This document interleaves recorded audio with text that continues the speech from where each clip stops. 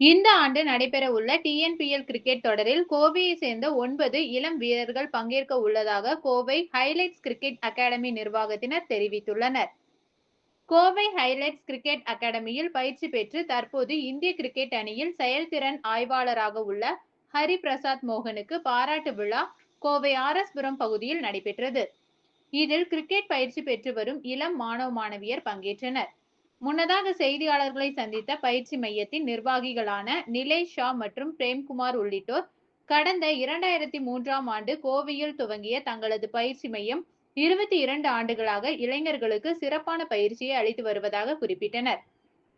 தங்களது பயிற்சி மையத்தில் இளம் மாணவனாக இணைந்து தற்பொழுது இந்திய கிரிக்கெட் அணியின் செயல்திறன் ஆய்வாளராக உயர்ந்துள்ள ஹரிபிரசாத் மோகன் மிக சிறந்த ஒரு வீரராக திகழ்வதாகவும், அதேபோல் தங்கள் பயிற்சி மையத்தில் பயிற்சி பெற்ற ராதாகிருஷ்ணன் தற்பொழுது 19 வயதிற்குட்பட்ட இந்திய அணியில் 2017ஆம் ஆண்டு முதல் விளையாடி வருவதாகவும் கூறினர். இதேபோல் கிருபாகரன், தானிஷ் ஆகியோர் 19 வயதிற்குட்பட்ட தமிழ்நாடு அணியின் வீரர்களாகவும், கிரிஷாந்த் பிரேம்குமார் 16 வயதிற்குட்பட்ட கோவை மாவட்ட கிரிக்கெட் அணியின் சிறந்த வீரராக இருப்பதாகவும் தெரிவித்தனர்.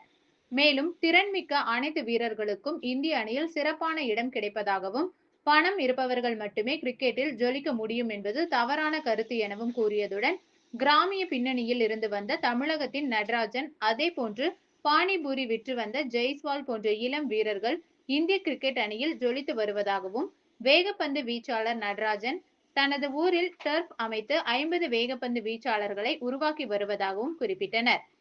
இதேபோல் நடப்பு ஐபிஎல் தொடரில் தமிழகத்தை சேர்ந்த சாய் சுதர்சன் அனைத்து போட்டிகளிலும் சிறந்த பங்களிப்பை செலுத்தியதாகவும், நடக்க உள்ள டிஎன்பிஎல் கிரிக்கெட் தொடரில் கோவையை சேர்ந்த 9 இளம் வீரர்கள் விளையாட இருப்பதாகவும் தெரிவித்தனர்.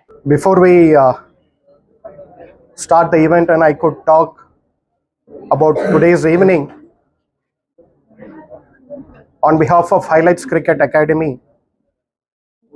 we would like to express our grief and deep thoughts and sentiments with the aggrieved families and our brethren who lost their lives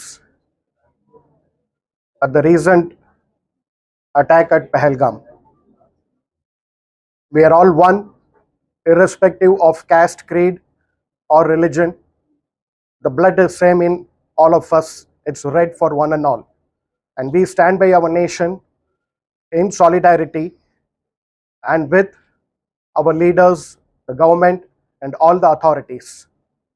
We are with our brave soldiers who are fighting for us on the front of the borders.